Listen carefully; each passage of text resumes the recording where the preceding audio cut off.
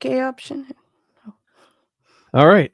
Welcome everybody to Short Fiction Side Hustle number 2, where we are going through the short novellas in Stephen Erikson's The Devil Delivered and Other Tales.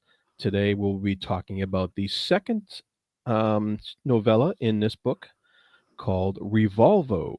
And this was a cautionary tale where he tells you in the first page, never trust a writer, which is so apt and funny. So, with me here, I have my friend Varsha from Reading by the Rainy Mountain, and we are going to discuss Revolvo today. So, how you doing, Varsha?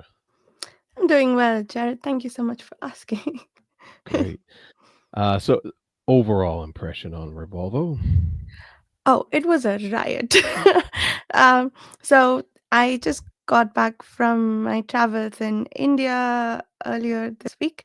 So I read most of this short story or novella in a bit of a jet lagged days. And at various points, I wasn't sure if what I was reading was me or the book. Turned out it was the book most of the time. It was hilarious. It was fantastic. I loved it. And it was a good break from everything else that I've been reading lately. Yeah. It definitely I thought emphasized Erickson's sense of humor and how he views the commercial art industry, I guess, Hmm. um, Among other things. among other things. Yeah, and yeah, the story itself it turns into a um, really absurdist look Yeah. at certain topics in life, especially the art industry, but also like healthcare and and uh, and a few other things as well. So it was a delightful read, and I really I was laughing out loud at a lot of Yeah. places in this book. Yeah. Me too. Yeah, so a lot of fun to be had. Um, so he's taking jabs at a lot of stuff. Uh, Commercial art, uh, critics, Mm-hmm. uh, you know, Artists. any quote serious art, um, and even doctors and and and people in Medicine, general, side effects of medicine. medication, Yeah, politicians, yeah, yeah. So and the people behind the throne, quote unquote throne. yeah, Oh, and Neanderthals. yeah. Well, yes, he has a throw in a Neanderthal. That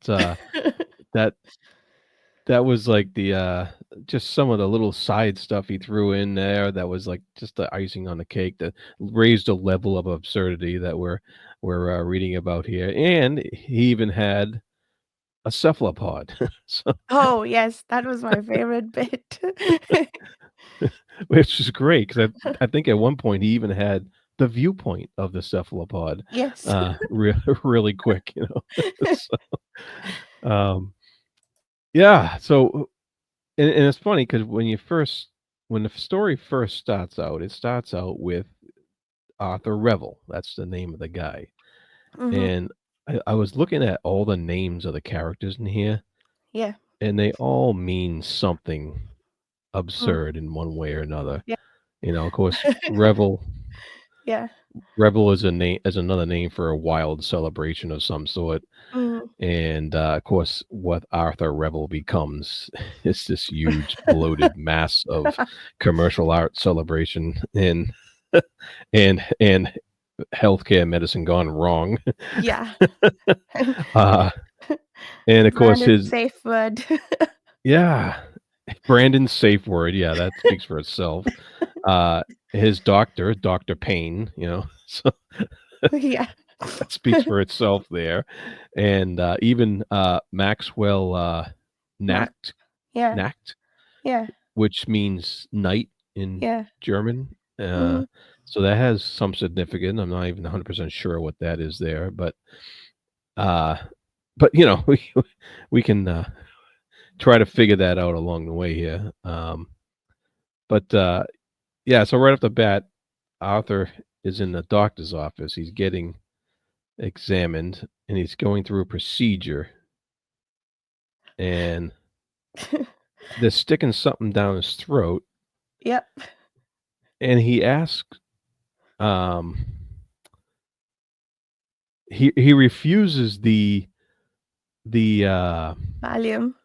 the Valium that would make Yeah. it easier for him to tolerate this, and then, of course, after it's done, he asks for Valium, and they're like, "Nope, it's too But late." I don't even think he refuses, right? The doctor says the nurse must have talked to you about it, and he says, "Huh?" And the doctor says, "Yeah, okay, you didn't want it, then let's go." So he didn't really have the option in the beginning, it seems like, uh, and then later he actually asks for it, and the nurse says, "Nope, too late." Oh, that's right. Sorry. Yeah, the doctor assumed he Yeah, declined the option yeah. that the nurse advised him last week. and and the humor sort of starts small here because in this chapter there was that bit that we just talked about, but also as he's got the thing stuck down his throat, um there's that whole bit about how the doctor's telling him to relax, and he's like, I promise you I'm not doing this for the fun of it. Like, those are the thoughts that are going through his head. That was hilarious. But oh, does it ramp up after that? The humor of it all. Yeah. Yeah, so yeah, so that's, like, the first chapter, that's where we get our look at, the medical part of this, and it's just, like, absurd right away, just the way he's treated in the doctor's office, and the Yeah. and the way he just reacts to it, "I want my Valium now." And so but but you could still think that it could be a semi-serious commentary, Yeah, yeah, even and though it yeah, was an amusing visit to the doctor. It hasn't gone into the absurd yet. It's just yeah, not a little yet. bit of comedy, but not Yeah, not wild. Like you said, it starts off, slow comedy, and then, of course, then yes. later on it gets wild. And then, right in chapter 2, I like that commentary he had, um, on like, the 3rd paragraph there, with Andy. Mhm. Andy Breach, Yeah. Kit Breach. Um, and he's looking in, the reflection, Mm, and he's studying himself, and he's looking at the, aging, and he's comparing aging to, like, a map, and a map of, like, the wrinkles should be a map of confidence and capability and efficacy, and not what he is actually seeing, which he doesn't like what he's seeing, yeah, and I not just like, this. yeah, and I thought that represented just like kind of the map of self-reflection that the society is that he's doing to society in this story. Yeah. He's doing that map of self-reflection on Mm, what's going on in the art world and in healthcare as well, and yeah, I that like f- that. yeah, that focus on that self that everybody does really. Yeah. And then they talk about soy bacon, and he's like, It's sprouted or something." Um, Yeah, it's and and then they go and I think this is the chapter where it's revealed that Kit is the name of the cephalopod, right? Is an octopus. He um was that the octopus? Yeah. He's in a bit of a standoff or face off with Oh, the yes. cephalopod throughout his conversation with Annie. And towards the end of the chapter, we're told that Kit is a cephalopod. And I think he's distracted trying to figure out where the slime on the floor has come from, and we think, oh, he's had an intruder of some sort, and oh, what's going on? Turns out he wants to know what the octopus is doing out of its aquarium. Yeah, yeah, it's Yeah, yeah, and Andy, yeah, and if for some reason the octopus was going all red at the end, and Andy's thinking that he was cute. has some sort of psychic connection with it. Yeah, embarrassment or jealousy? Do you think? Hmm, I think it might be embarrassment. Mm. the the octopus was my favorite thread throughout the story. Mm, Yeah, yeah, yeah, and then we get to meet the, meeting the throwback, that's the name of the chapter, or the next chapter. So we get to very meet the Neanderthal, yes. um, and, so he's living in some cave somewhere, but not too far away, and, we just get to meet him, and we, realize that the hunt's the thing with him and stuff like that, and that's gonna come into play later on in the story, Yeah. um, where he's, well, where he's hunting down a herd of vegetarians, Yes. which I thought was hilarious because Oh. His I was like, his "That makes so much sense." uh, Oh, this at one point the railroad guy he doesn't get attacked by the Neanderthal, and another guy who apparently knows about the existence of the Neanderthal and his infinite preferences about vegetarians. He says, "Oh, you must be a meat eater. You must eat meat thrice a day. That's why he left you alone." yeah. and So and at one point when he's stalking a guy to kill, he says he could smell the various vegetables from him. yeah. I was So wondering what that was about because I still hadn't figured out the vegetarian thing. As where he smells vegetables on him and he's finding that aromatic. Okay. yeah. So apparently, vegetarians taste better than than meat eaters, which kinda fits to, how our culture, um, in the meat industry works and how they're always fattening up animals with, Mm, corn feed and vegetable feed.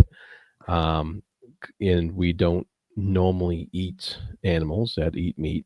mhm. All of our domesticated animals we get from the supermarket and stuff like that, they're all vegetarians, so to speak. Yeah. So it was just interesting that the Neanderthal would choose to hunt people who are vegetarians, and I think that is a little bit of a commentary on the meat industry in general, Mm, yeah. and how that all works. Makes sense to me. Yeah, excellent use of Neanderthal there. Yeah. And vegetarians. Yep. Yeah, and and of course, he referred to the vegetarians as a herd, which is, what, what most of your game that you eat in the store is a herd of Yeah. some sort. Yeah. Oh, man. And Uh, then we so meet Maxwell Nut. yeah, Sorry, we go. meet, Maxwell Nacht Mhm. in, the next chapter, and we also meet Lucy Mort, which was a Yes. funny name because, Mort means mortician, death, Mm. and, of course, later on in the story, she's, like, gunning people down. So, um, While turning tinier and tinier. yeah, yeah, that that was absurd. Uh, yeah, and we also, of course, meet Brandon Safeword, Yes, which we is do. which is hilarious because I love his line here where he says, uh real Max knew real talent lay in mastering the ambiguity. Um, when Brandon says when struggle itself assumes an aesthetic modality, for instance, and of course that's a very ambiguous statement. It doesn't really mean anything, you know. Yeah. But Max realizes that he's a master of ambiguity, and that with sufficient self consciousness, one can turn dim witted stupidity into an intellectual brown study.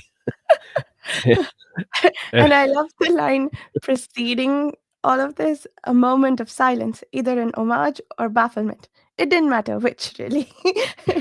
Yep. The prelude to that statement. It's Yeah, because brilliant. Brandon safe word puts out these words, and Yeah. and Max has to take a moment to like, what? What did he say? But it is just like it's so reminiscent of like that's like a criticism of critics who just Yeah. throw out a bunch of words to try to make something sound intellectual when Intellectual, actually yeah. it's just a bunch of hot air and Yeah. a bunch of safe words to use in describing uh stuff that you read or watch or what have you. And Yeah. I think I thought that was just brilliant because it's so subtle, but it's so in character to what the characters' names are, and it's just like, Yes. And speaking of hot air, Brandon's head grows larger and larger until he can just sort of run exactly, upstairs. exactly, yeah, With uh, three women on his back, apparently. right, and so that's perfect because it just it totally everything he's giving us in the beginning here comes into play later at the Yeah. big scene at the end with all the chaos Yeah. and all the, The you big know, convergence in the yeah, the conversions, right? Yeah, uh, and the herd of vegetarians. I also like this line from the chapter. Syllabi, like octopi. Of course, there's no such word as octopi. The word is octopods. Syllapods, a many tentacle description swayed in a cloud of black ink when alarmed.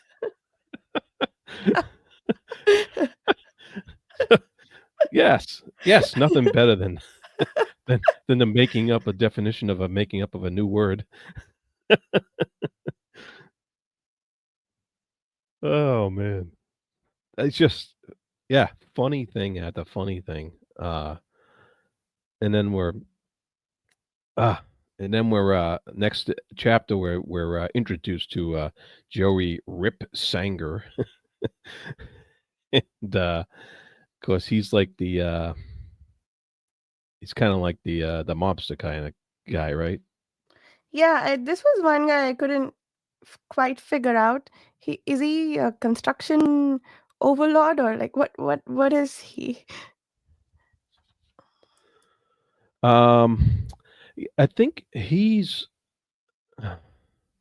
is he the guy who runs does The something in railroad? the train depot or something like that? Yeah, Yeah, I'm not sure exactly. Walked out of the office. and the What red he caps, are they like sort of the engineers who run the trains? Yeah, yeah, yeah, Okay. yeah, yeah. So and his he comes into play later when they find out that the homeless people were using the trains in the area, for to live on half the time and stuff like that. Oh yeah, yeah. And he that was and that had to do with because sometimes the Neanderthal was there in the train yards there. And who was the other guy who was like the revolutionary? Was that was that him? Was that Joey? The revolutionary was, I thought that was Max Nutt. No. Was it? No, Max was the guy who was Oh. the new hot artist, even though he brought in a Lego. 'Cause And Yeah. The um conspirators conspired. That chapter is Andy Kid Breach. Or oh yes, maybe. Andy, yeah. Okay. Wait, yeah, I think I know what you mean, but I'm forgetting who that was. Oh well. Yeah. So that all that all the we're just introduced in this chapter at the end of part 1. Yeah. Um and he's talking about the business, and he's talking about um yeah, I forget exactly what this chapter was doing, but it was more like because he's talking about forced retirement and like another gang on Toronto's east side, and uh they're talking about the punks getting a free ride. And so there's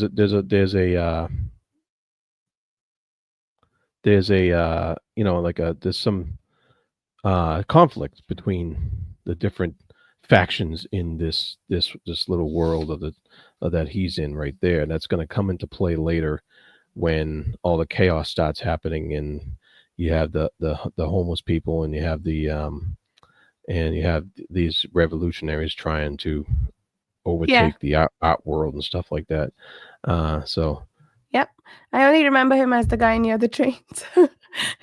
yeah, yeah, uh, yeah. So then we move into part 2, which is called the Peers, Hmm. um, which is interesting because that's what Max is trying to become. He's a peer um, of these other artists and stuff like that.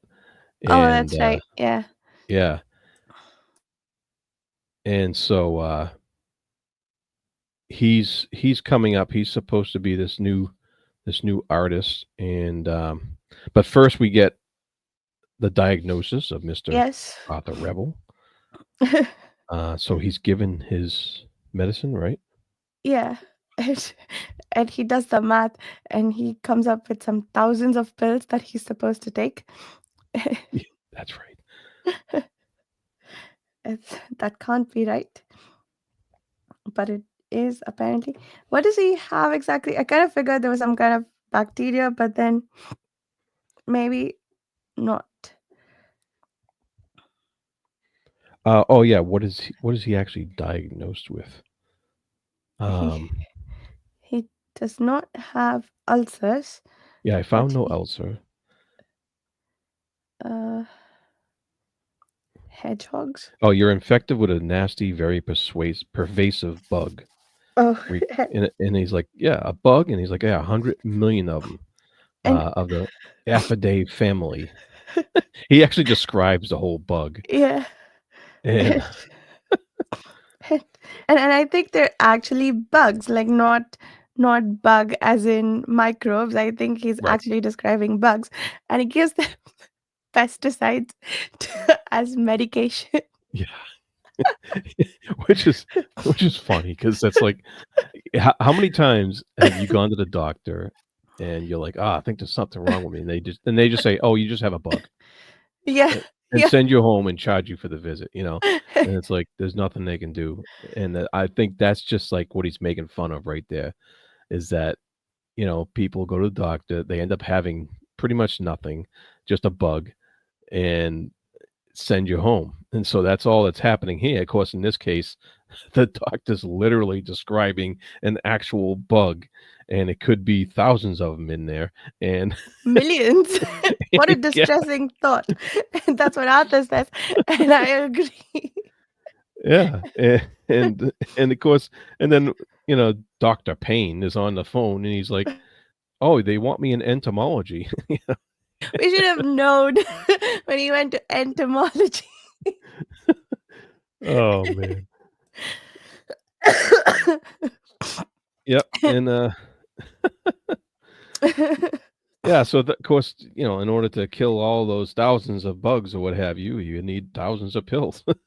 Yeah. 1,200 pills. Yeah. Yeah. um, And I wonder if that's just a commentary on, of course, the over prescribing of medication that yeah, was a big problem in the Western world here. And so just brilliant stuff. Brilliant stuff. yep, absolutely. Yeah. And then the next chapter we go, you're our man, Max, and Max is coming in. He's getting introduced to all these people. Um, and a line I really like in here was um, Max says, this situation sounds perfect.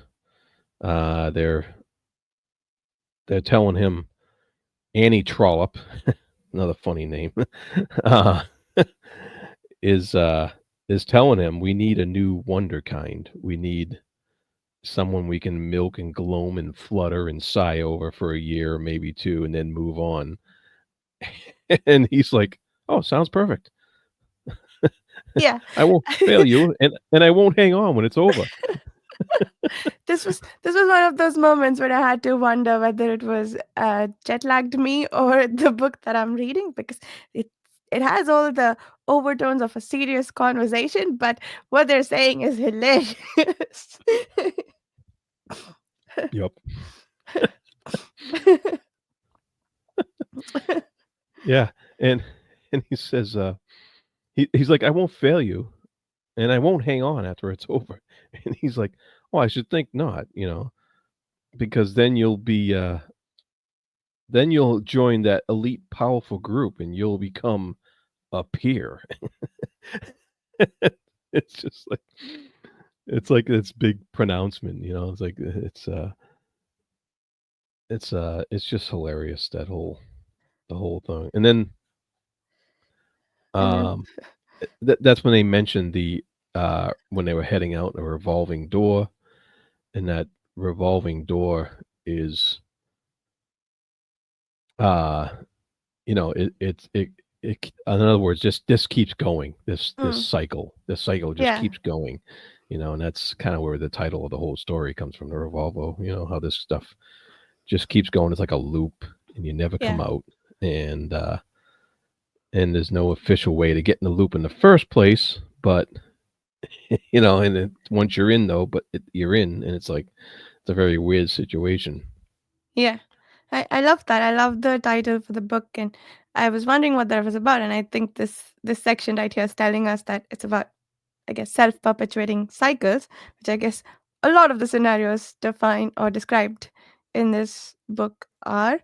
Um, Funny as they are, I think in the real world, they're sort of self perpetuating aspects of society. So Mhm. that's a really interesting throw in there of the title. Yeah, yeah, yeah. Agreed. Very, very cool. Very subtle there, Mr. Erikson. uh, yeah, and then let's see. As we move on here, you have any other notes for Oh, these yeah, sections? this section. Do you have any opinions? No, none at all, and I don't make them. Superb. Do you consider yourself an ethical person? Do you have standards? No, I'm completely amoral. All art produced by notable members of the community is either good or interesting. Are you cynical? To to the black core of my rotten heart. They're so nonchalant about uh their complete lack of Yeah, um being a human being, really. yeah. And and the other thing that was awesome, I can't believe I didn't highlight it, but she says, "You got the pamphlet. You got the wrong pamphlet." In in 11D, the arts community is welcoming, appreciating, open, and receptive. But the pamphlet he got, it actually says something else. A vibrant, thriving art community. So she goes and fires the secretary who gave him the wrong pamphlet because he's a future member, not a potential donor. So, Oh man. Yeah. Yeah, That funny that was stuff. funny. One Oh, about ad targeting. I guess it should probably get a maybe it was pretty rampant at the time the story was written, but it's maybe so much worse now, with like very specific targeting. Plus, firing someone else, like firing the underlings for silly mistakes that you probably wouldn't even have caught in the first place. So, yeah. exertion of power. So, a lot of subtle, interesting commentary there woven into a very funny scene. Right, yeah, yeah, and I could see it would be, very easy to miss a lot of this stuff if you were, jet lagged per se, or, or just, if your mind was on something else while you were reading it, Yeah. because I'm sure there's plenty of stuff I missed, and, um, so it's just quite the funny read when you really slowed down and got everything that was going on. I think, as you move on, um, oh, I don't know what the next. Oh, and we also met the wife of Brandon Safeword, who engages in performance art, so to speak, to recall her past lives. Yeah, And isn't that Lucy, or is that. no, I think she's Penny Safeword, I think. Oh, okay, yeah, Penny, yeah, that's right, she's a producer, yeah. Yeah, and I love the bit about her book. She asks him when he enters the room whether he read her book.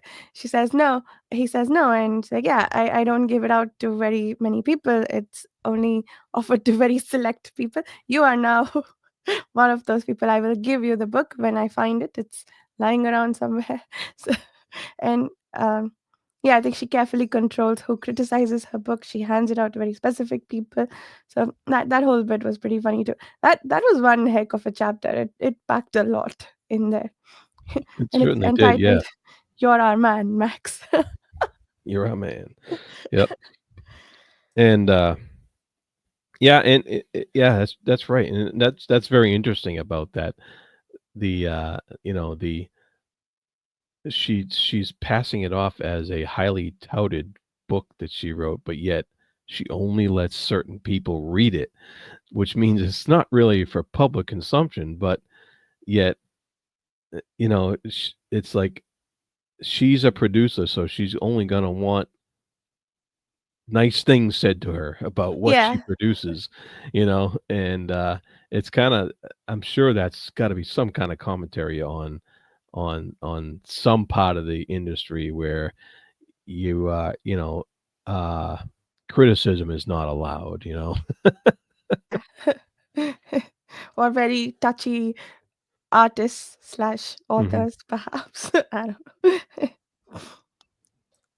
Yeah, and then, like, the next chapter, we get a little poem, read by, Lucy, who, Oh the yeah, poem's nonsense, right?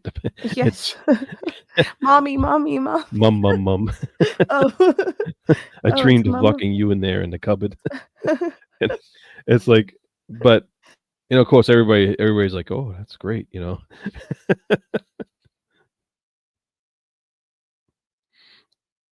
Yeah, effusive praise. And Wow. then I like this bit when she says, "What do they know? Critics are scum of the earth. They said the essays read like a thesis." Can you imagine that? And she rants a bit more and ends with, "I am very hurt." Oh, man. Yeah, yeah, I just it's just I can't I find it's like looking back at it now, I am just stunned at how much I actually laughed at this when I was reading it, and, great stuff, great stuff. And, the next chapter, of course, is called Homo Vegetabilis. Yeah, because because he follows a vegetarian. Yeah, and that's just yeah, it's like 2 pages of him following a vegetarian around. Sul Kubi, the Neanderthal. Yeah, and he had worshipped the mother god, and the stars were kind in their glittering alignment overhead, and so the mother casting down a benign eye. I guess that's the moon, perhaps. Yeah, yeah. Uh, and then we got the Minister of Art and Culture, Paul Silverthump, standing Yeah, at his office. Uh, and he's talking about somebody even lower than scum, less than bacteria, more insidious than viruses. What is he talking about there? I think the artist that he wants to keep up, or maybe just the poor people. Oh, that's right. Yeah, and that's the guy that Andy serves, but Andy, of course, has his own agenda, and Yeah, yeah. Andy's training the pigeons. Yeah, yeah, yeah. He doesn't admit to it, but he actually is, which again hilarious because because that's in that realm of like, oh, the absurd. He's just being paranoid, but actually it turns out that Andy's and we've seen him train an octopod into sentience apparently, maybe, or maybe he just happens to have a very clever octopod, but Yeah, yeah, yeah, and it's funny because it just kind of because this other guy, uh, Paul, right? Um, he's like your typical clueless executive at the top who just stomps on everybody's dreams and he's ruthless and so on and he's just complaining about the pigeons. yeah, What can we do to get rid of them all? and and I think the pigeons may even be a metaphor for like the homeless people later on in the thing, and it's mm, just that same kind of high executive arrogance that looks down on people and deems them no better than pigeons, yeah, and it's just beautiful that Andy's like, I'm training these pigeons. I'm gonna this is all on purpose, yeah. and just funny as hell. Yeah, yeah. In the rant at the beginning of the chapter that Paul Silverthump engages in, is I think he's talking about how to keep the people out, right? Uh, he says there's measures to continue starvation, though that's slow, institutionally encouraged suicide through bureaucratic immobility. That's the other ministry's sphere of activity, of course. And let's face it, our SS boys and girls are doing a damned fine job, especially having added in direct support of substance abuse, malnutrition, bad education, and media backed indifference. It's good, Andy. What they're doing is good work. Yeah, God. yeah, and that's like all that stuff is just a big list of so many things um, that are like serious topics that are things that are seriously wrong in America and in Canada too, I guess, and and um, and he's throwing it out there as this mandate for Yeah, this executive in this company to yeah, actually go through with, uh, yeah. which They're actually succeeding at their jobs. They don't suck at their jobs. They're actually doing good work because this is what they want to do, actually, right, apparently. yeah. I mean, it kind of makes me think of Sacklers, in the whole um, uh, opioid, epidemic, and it makes me think of that and how they just how ruthless and how deliberate that rollout of that kind of thing was, which led to these kind of problems of malnutrition and substance abuse and bad education and all this stuff. Yeah. And and it's just thrown in there as part of an evil guy's rant, and it's and They couldn't have it's succeeded more if they had actually wanted to do it, which apparently they do, sort of. yeah, With the Minister of Art and Culture who wants to, apparently. wow. Uh, Wonderful stuff. Yeah. And part 3 is called "The Fruitful Church of Disobedience." What a great title! Yes. Yes, it is. Uh, just hilarious. this, this, this is the chapter where Arthur experiences the side effects of his medication and grows horns and, and becomes 300 pounds heavier and Yeah, realizes that he's been prescribed pesticides. yeah. And it's funny because he actually went on a date, um, with, Faye, Yeah. and he says, what she asked me what I'm doing for a living. He says, "I'm a part-time professional specializing in part-time employment in various sectors in the service, maintenance, and other industries." When I felt this indescribable pain, and I was like, "Is that like a commentary on the gig economy?" Mm. That was just starting up back then when he was writing this, and I was just like, "Yeah, part-time." Possibly. Or do you think just starving artists who do anything they can to get by? Perhaps like it doesn't he Oh, yeah. reveal later on that he's an artist? Yep. Oh, yeah, he's an artist, alright. Mm. Yeah, actually, yeah, you might be more accurate there, saying that 'cause, starving artists often had to do a ton of different part-time jobs in order just to get by and able to do what they wanted to do as far as the art stuff goes, so Yeah. that makes perfect sense, yeah. Oh, Um, and there was a section earlier, like when Arthur got his diagnosis, when he was reading a magazine, and then when the doctor gives him his diagnosis, he says, "Do you think I'm just reflecting the ills that have befallen this country? Like my illness is a reflection of the illness of the country?" And the doctor says, "Only if you're extremely neurotic."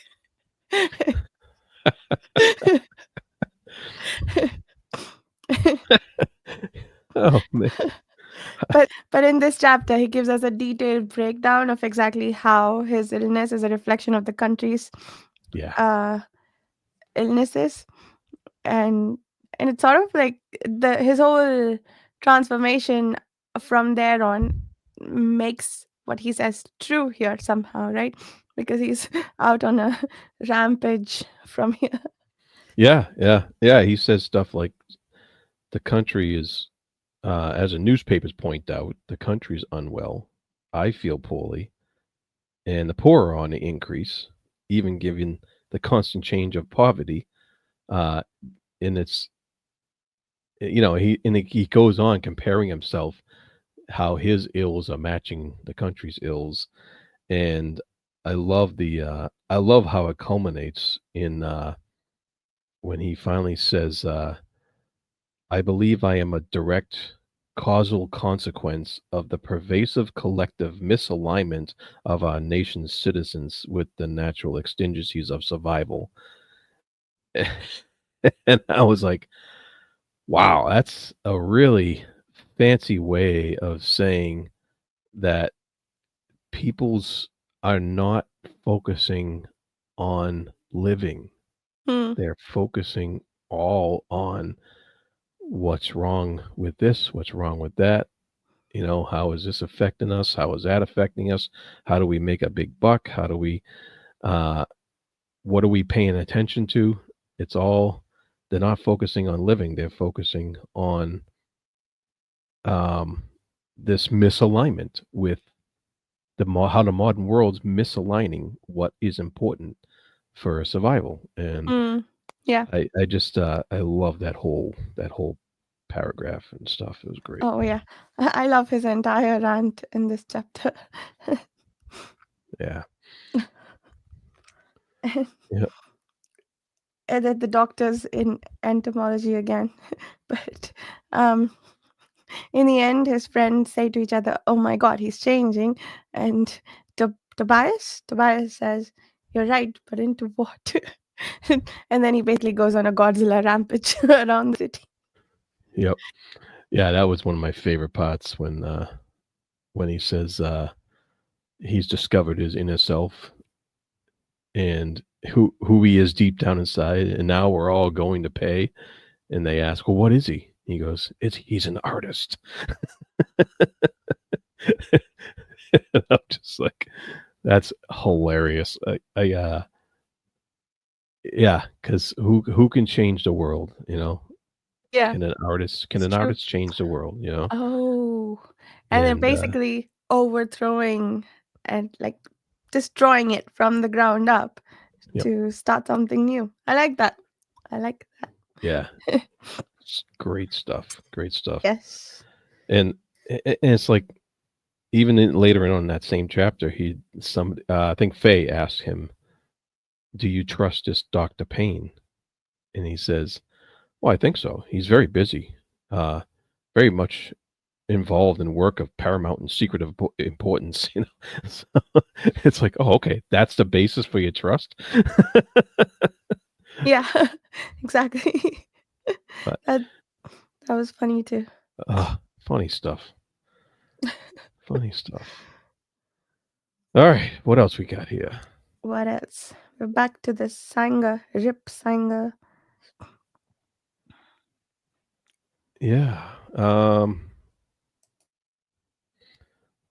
don't remember what happens in this chapter.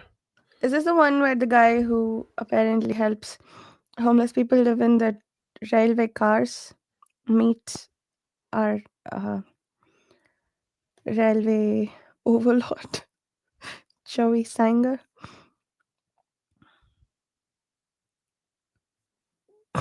Yeah, somebody who's Joey talking to? Oh, John Gully. Yeah, who was he wasn't one of Arthur's friends, right? But apparently Gully knows Arthur, and he knows somehow what the Neanderthal is up to and what his preferences are.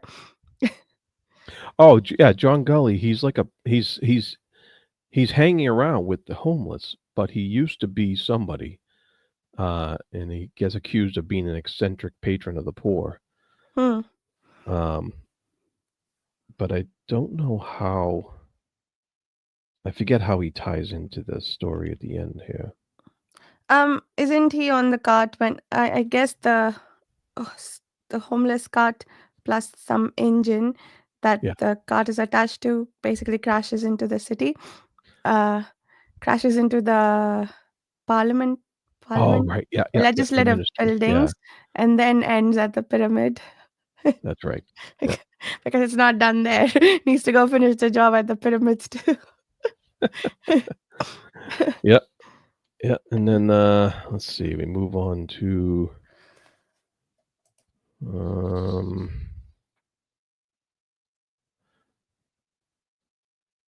And Oh, we then got the. yeah, Did you see the? I love the insertion of the menu right in the oh middle of yeah, the that was hilarious. right in the middle of the text, and I'm a vegetarian and none of this sounds appetizing to me. I know feral Birch garden bark salad. plain. What's that? Birch bark. I missed that yesterday. I think I saw the three rice dishes. I was like, cool. I completely missed the part where the fourth on the side dish is birch bark. Plain, Yeah. nothing And, on it. and there's a quiche without eggs on the menu. And, Yeah, and wheat stir fry with ginger. What do you mean wheat stir fry? yeah, that's there's a hilarious. and there's a feral garden salad. Yeah, light alcohol, plain. Yeah. Just give up on trying to actually name the alcohol. Just call it light alcohol. And I like when they actually order the food, they want double light alcohol and triple light alcohol. Like how do you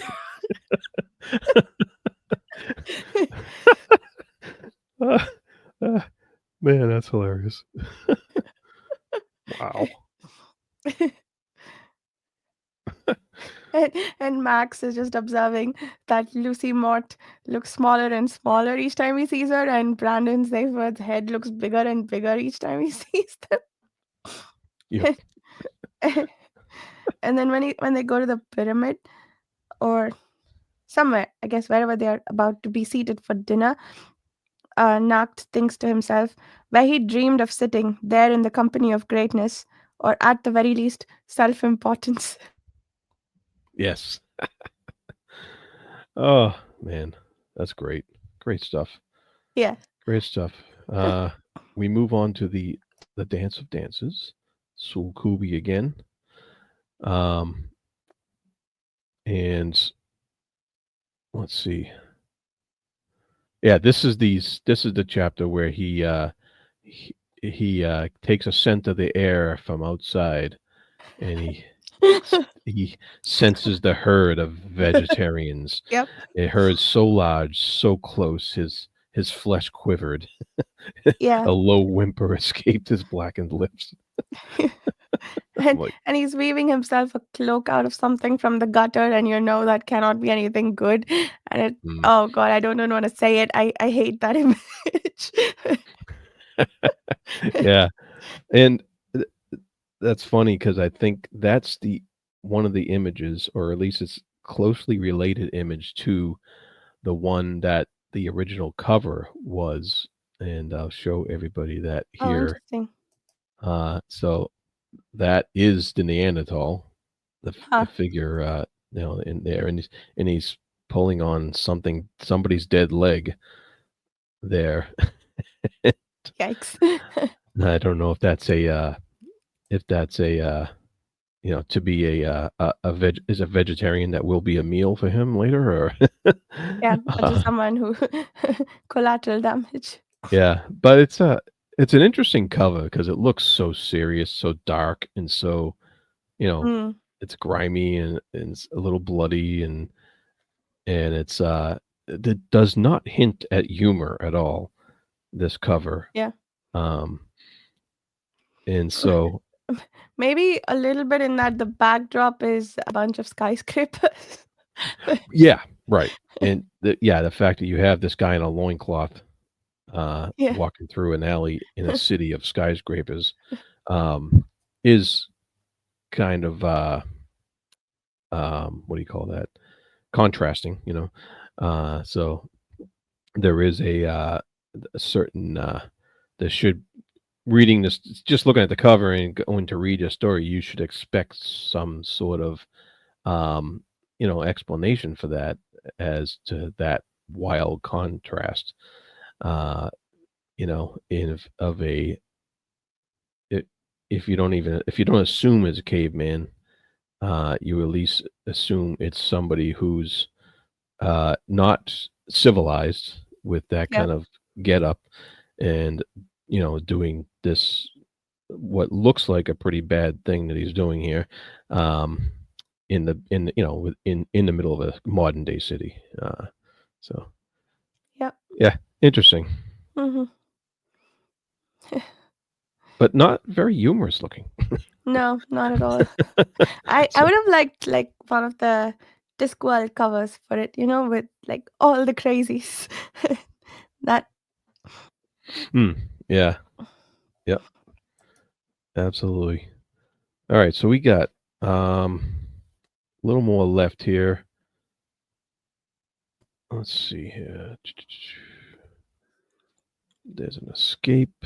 Looks like, Joey escaped from a situation.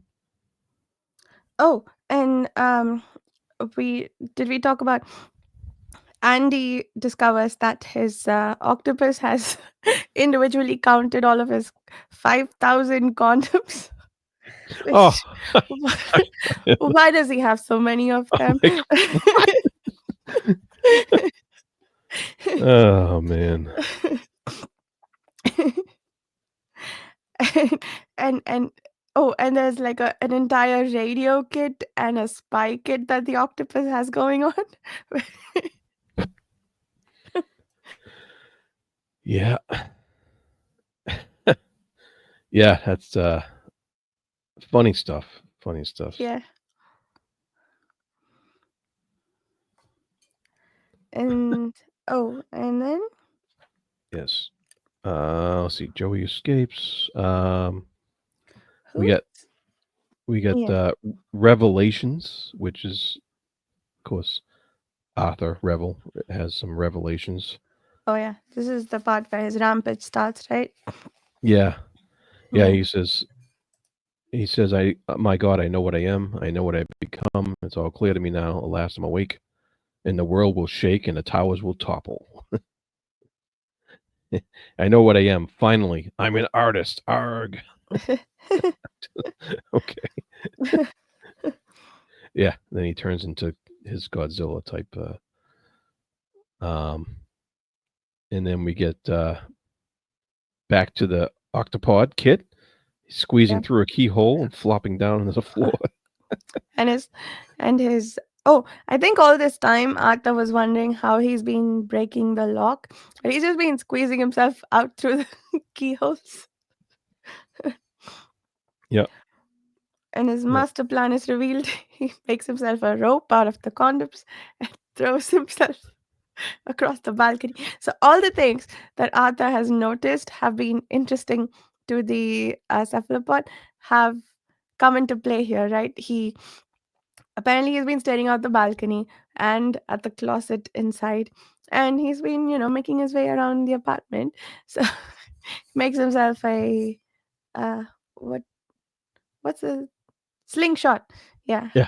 he Right. makes himself a slingshot, throws himself across, and rides a dog out of the building.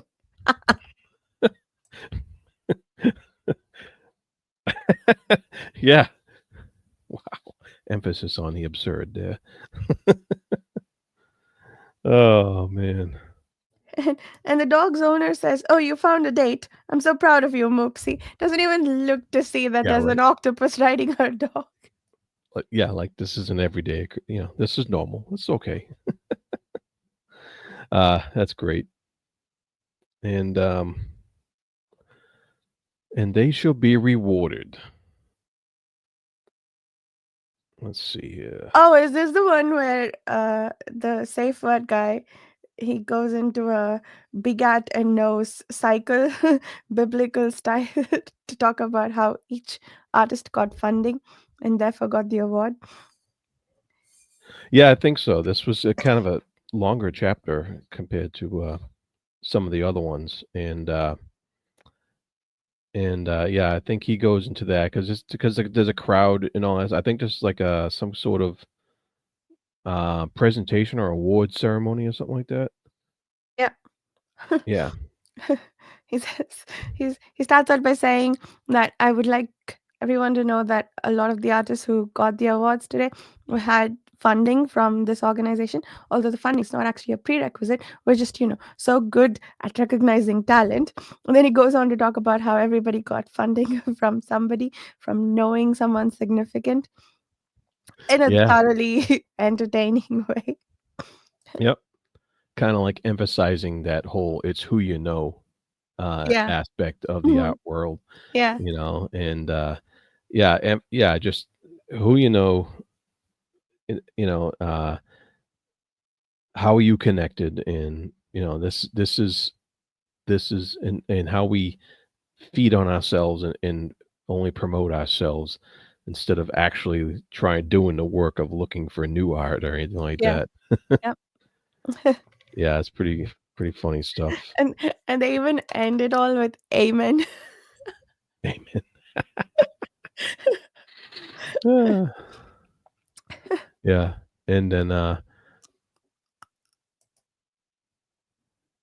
yeah, and this is when then Lucy tries to read her poem, and a critic shouts out at her asking a legitimate question, probably, "What the hell has this got to do with anything?" And the crowd's like, "Oh," and then that's when Sul Kubi makes his appearance, and and this is when all hell breaks loose when Lucy Mort takes out her machine gun or what have you, and starts blowing all the critics away. Yeah. A filled refutation of criticism. and and then and then when she grows too short to handle the gun and she runs out of ammunition, someone gives her a penknife and she continues slashing. Yep. Yeah, and it gets completely absurd, like, just you know, like, the offhand mention of death and destruction and what's going Yeah, on yeah, here. It's very, just nonchalant and, "Yep, this is happening," yep. and, uh, it's like the focus is not on the horror that's happening here. It's on, just Max just kinda making his way out of here and not being involved in all this stuff, and he, uh he finally gets in a last dig at Brandon's safe word by saying, "Your brother's bigger than you in the East." Ha ha, you know, which is like the worst thing that Brandon Yeah. safe word could ever hear. And, he gets out of there and he feels better than he has in years. It's like, you just went through a slaughter. How can you feel better than you have in years? Yeah, But that's the absurdity of the whole yeah. situation. Oh, man. Oh, man. Just good. That's just good. Yeah. Then the next chapter is when, Arthur Revel goes on his Godzilla rampage, and, Yeah, and the trains come crashing down on the city, yep, specifically those 2 buildings. And yep, and Paul Silverthumb was supposed to be the last politician left, and now he would have taken the reins, and except a pigeon trained by Arthur comes and embeds itself in his head. yeah, yeah, exactly. To Uh, which Nacht has to say, "Sorry for ever doubting you, God. Never again, I promise. My God, I'm going to join a monastery. That'll put the old man in a tizzy, one hell of a tizzy." yep, absolutely. Yeah, and then, and Penny's like, she screams at Max, "The city's entire art establishment is dead." I like how Max decides he's done with all of this. He's done with cockroaches in the kitchen and eating like and starvation and whatnot. He's gonna go back to the rich life that his parents originally had for him. It's usually the other way around. Right, yeah, yeah. It's hilarious. Very hilarious.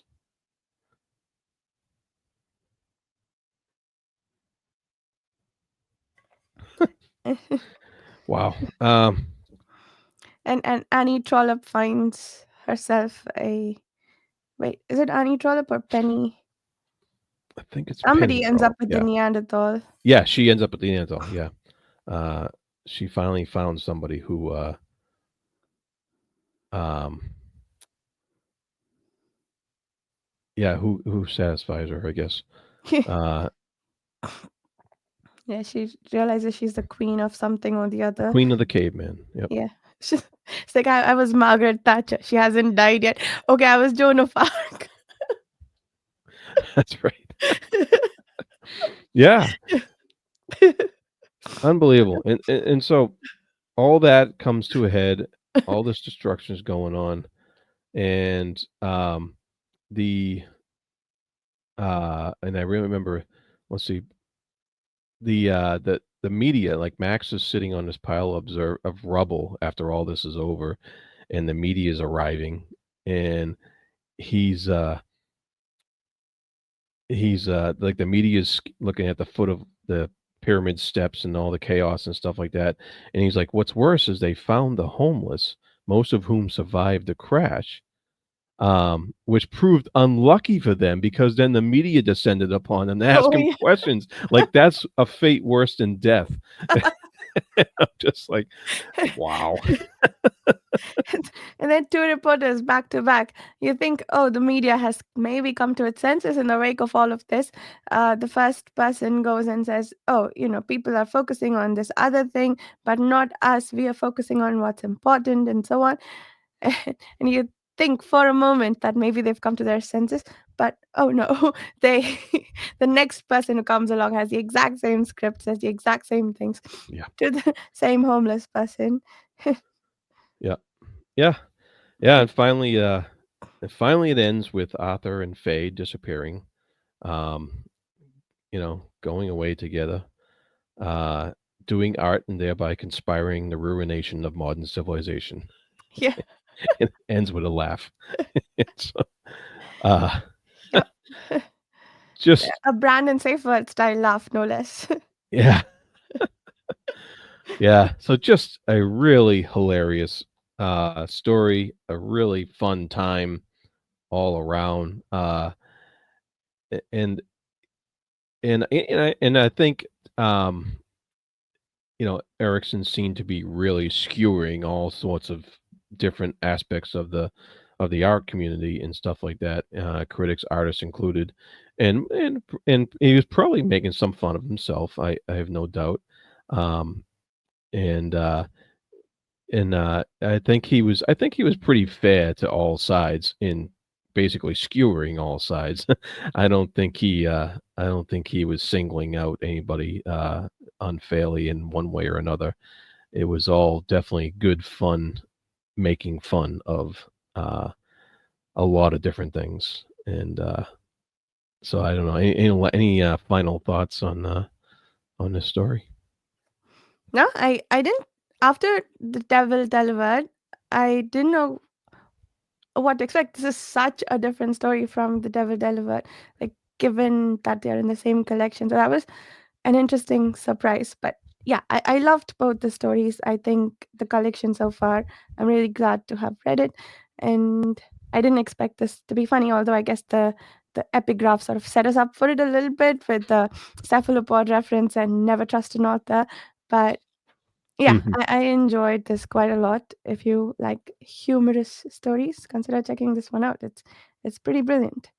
Yeah, and so for those of you who have read this story, and if you have any other insights into it, please let us know in the comments below. And thank you for joining us on our discovery of Revolvo by Stephen Erikson. And next for next side short fiction side hustle, we'll be doing the next story in this volume, fishing with Grandma Matchy. So if any of you, any folks out there who are interested in following along, you can and want to. If you want to join, let me know. Especially the folks on page doing, let me know. And we'll be reading that for the next episode of this side hustle here. Beyond that, I am looking to start reading short stories in Stephen Donaldson's Reeve the Just and Other Tales. So keep that in mind if you want to pick that one up, because there's 6 tales in there that have pretty good length. They're all like 50 or more pages, and they're all really good. That'll be a reread for me, but it's been about 20 years or so, so I forget a lot. But Nice. that'll be after this collection is done. So we have one more story in this collection, and then we'll be moving on to that one. So thank you all for joining us today. Varsha, thank you very much for joining me and Thank laughing you so about a much lot for of stuff. having me.